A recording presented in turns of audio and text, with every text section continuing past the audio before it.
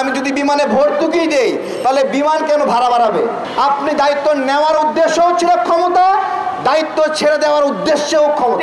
আরে ভাই 6 মাসে টেলিটকের যে সিম এটারই তো উন্নতি করতে পারেন নাই। নির্দিষ্ট শিডিউল আছে, সেই শিডিউলের কেবলের টিকিট কেউ একজন মজুত করে সংকট তৈরি করে বিমান ভাড়া বাড়িয়ে দিচ্ছে। এখন কথা হলো কেউ চুরি করতে চাইবে, তাহলে সরকার কেন আছে? সরকারের কাজ কি? দেখেন, আমাদের সরকারি একটা বিমান আছে, প্রতি বছর আমরা ভর্তুকি দিই। বিমানকে ভর্তুকি দেওয়া লাগে, কেন ভর্তুকি দেওয়া লাগে? আয় করতে পারে না, তাই তো? আমরা এর আগে যখন 20,000 টাকা বিমান ভাড়া ছিল তখন আমরা যে পরিমাণ ভর্তুকি দিচ্ছি, এই বিমান ভাড়া শেখ হাসিনার সময় যখন 60-70 টাকা হইল তখনও আমরা ভর্তুকি দিই। এখন আবার সেই বিমান ভাড়া 350, 1.5 লাখ, 1,90,000 হয়ে গেছে, এখনো ভর্তুকি দিচ্ছি। আমার কথা হলো আমি যদি বিমানে ভর্তুকি দেই তাহলে বিমান কেন ভাড়া বাড়াবে? তাই নয়। আমার নাহিদ ভাইকে বলবো, 6 মাস সময় পেয়েছেন আপনারা সংস্কারের কথা বলছেন। আরে ভাই 6 মাসে টেলিটকের যে সিম এটারই তো উন্নতি করতে পারেন নাই।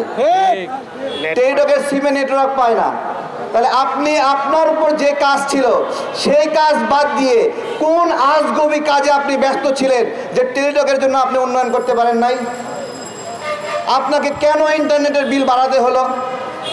আমাদের আসিফ মাহমুদ ভাইয়ের উপর একটা দায়িত্ব ছিল, উনি কথা দিয়েছিলেন রানা প্লাজার ক্ষতিগ্রস্তদের জন্য উনি কিছু করবেন। 108 কোটি টাকা শেখ হাসিনা চুরি করেছিল, প্রধানমন্ত্রীর দপ্তর থেকে সেই টাকা উদ্ধার করে রানা প্লাজার ক্ষতিগ্রস্তদের দিবেন। আমাদের আসিফ মাহমুদ ভাই সেই ক্ষতিপূরণ আদায় না করে উল্টো ওই শ্রম মন্ত্রণালয়ের দায়িত্ব ছেড়ে দিয়ে দিলেন। আমার কথা, আপনি কি সংস্কার করবেন? আপনারা একটা একটা করে দায়িত্ব ছেড়ে দিচ্ছেন, আবার শুনছি আপনারা নাকি 2 জনের দায়িত্ব ছেড়ে দিবেন। আমার কথা হলো, দায়িত্ব যদি ছেড়ে দিবেন, দায়িত্ব ছেড়ে দেওয়ার উদ্দেশ্য কি? দায়িত্ব নেওয়ার উদ্দেশ্য কি? আপনি দায়িত্ব নেওয়ার উদ্দেশ্যও ছিল ক্ষমতা, দায়িত্ব ছেড়ে দেওয়ার উদ্দেশ্যও ক্ষমতা, দুইটাই ক্ষমতার উদ্দেশ্যে। একবার দায়িত্ব নিয়েছেন 6 মাস ধরে খাবেন বলে, আবার এখন দায়িত্ব ছাড়ছেন সামনে 5 বছর খাওয়ার জন্য।